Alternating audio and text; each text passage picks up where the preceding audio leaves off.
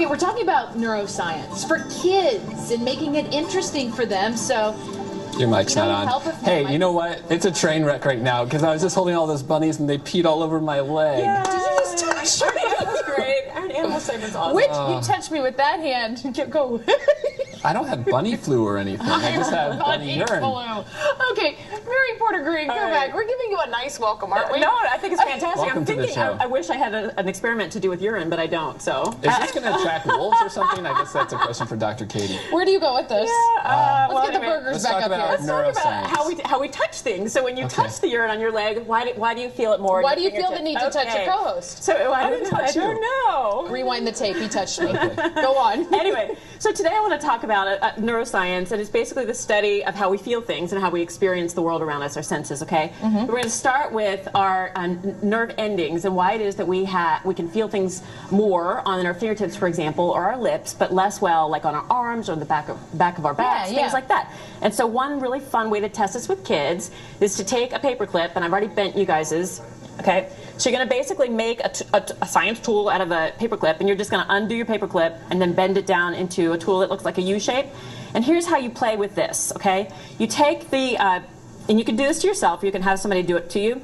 Basically, you want to put the prongs about a half an inch apart, and what you want to do is, let me do it to you. You want to have somebody close their eyes. Oh, great. And so close your eyes, and I'm going to touch the tip of your finger and you tell me if I'm touching you with one tip or two tips. Ready? Two? Yeah, okay. Now, let me do it here and tell me, is it one tip or two? Two? Oh, wow, you can feel that. That's cool. Okay, try it again. Okay. That one I can't tell.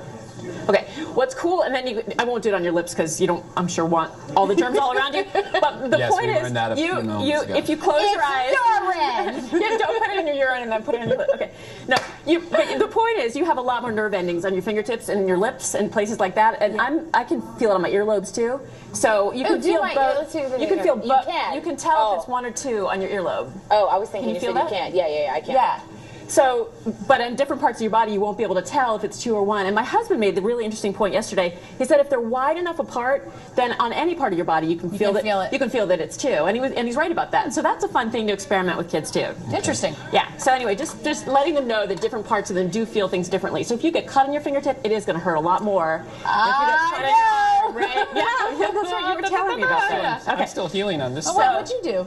I don't even remember. I was going out the door, and it was one of those things that you kind of notice it, and then 10 minutes later you're bleeding. It hurts worse. Where did I do that? Oh. Anyway. You must not have very many nerve endings there because you didn't feel it very much. Yeah. Okay. Anyway, now we're going to talk about your eyes. The rest of this is going to be about your eyes and how stuff comes in through your eyes and how your brain totally misfires sometimes because your brain isn't perfect all the time about what you see.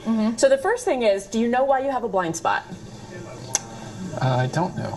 I had no idea either. I thought, it's just part of your eyeball that doesn't work correctly. Okay, here's how your eyeball works, basically in a huge generalization. You have these rods and cones that live in the back of your eye, and that's called your retina. But there's this place where the optical nerve goes out, okay, and it's kind of connecting your eyeball to your brain. Okay. That particular spot where the nerve ending goes out, you can't have a rod or a cone because of just the way your eye is built. So when light hits that particular part of your eyeball, you can't see it. That's your blind spot. Okay. So the way you can test your blind spot is at home. Just take a regular piece of paper, do a plus sign on one end and a dot on the other end. You're going to hold it out in front of you, about 20 inches or so. Okay. You're going to close your right eye, and you're going to use your left eye to focus on the plus sign, and just move it toward your face, straight towards your face. I'm confused. Move it straight towards your face. Like oh, gosh. Left eye, looking at the plus sign. Anyway, move it straight towards your face. And we're back. With one eye open? You eventually won't, Close your right eye, open your left eye. What if I'm Close your right eye, open your left eye, look at the plus sign. Anyway, when you stop being able to see the dot at home, I see. Okay. That's where you know where your blind spot is. Does it matter if I'm left-handed? No, I don't think so. Okay, moving on. These are fun. These are fun things. Is so mad at us right now. These are fun things about depth. I'm trying to get through this fun stuff. So these are fun things about depth perception. Okay, so you have two eyes, and do you know why you have two eyes? Here's two pencils. Because you would look funny with one. Well, that's true. You would, yes, you would. Or awesome. You would look like a cyclops. Yes. Okay, so you have two eyes because they help you see depth. Right? Because if you only had one eye, you can't see the distance between things, right? Yes. Because your eyes are looking at things slightly differently. So here's a way to test that, about yourself. first of all, take your two pencils and hold the erasers like towards each other like this. There you go. Now pull them apart. Now using both eyes, touch the erasers together. You should be able to do it. There you go. Now close one eye. Sad if we couldn't do that. Now close one eye and try to do it. She gave us the encouragement. You should be able to do it. You should be able to do it. Now close it. Oh, we're so close. You're off by about 1/4 of an inch, right? It's almost impossible to do. My left eye is much better.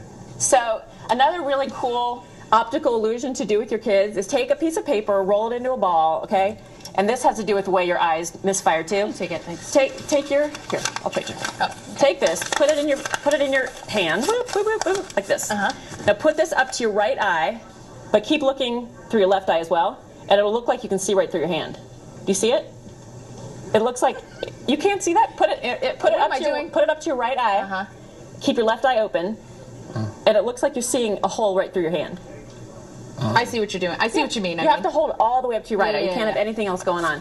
It's another weird optical illusion because your eye is taking in two different images at once. All right. So another thing is understanding 3D pictures. Basically, if you want to put your 3D glasses on, you guys can see this. This is an example of a 3D picture. It has some things in red, some things in blue, and then some things in regular color. Freak me out after my migraine, but let's do this. So 3D glasses are filters, and they're basically playing on your depth perception, the way your eyes take in information. The red side is filtering out the red, the blue side is filtering out the blue, and it makes you see. Anyway, it makes you see that image in a funny way. That is psychedelic. That tricks your eye into thinking that it is three-dimensional. So definitely. So that's like another example of depth perception and how weird it is for your eyeballs. Okay, now your eye also does really weird things with after images. Okay, and this is because your eyeball sometimes gets tired of looking at something, and the cones operate in high light. I don't want to get into all the science of your eyeball, but anyway, what happens is when you stare at something like this, for example, if you stare at the bee, and you can print this stuff out on the Curiosity Zone website, if you stare at the bee for a long time and then look at the blank space, you'll see an inversion of the bee. Do we need the glasses to be able to see that? Okay. So try that and see if you stare at the bee. We'll do this during the commercial break. We're out of time. I'm trying to get there. I'm still seeing red and blue. Is that a problem? Yeah, probably. That isn't normal? Thank you, Mary Porter Green. We'll be right back. Fun stuff.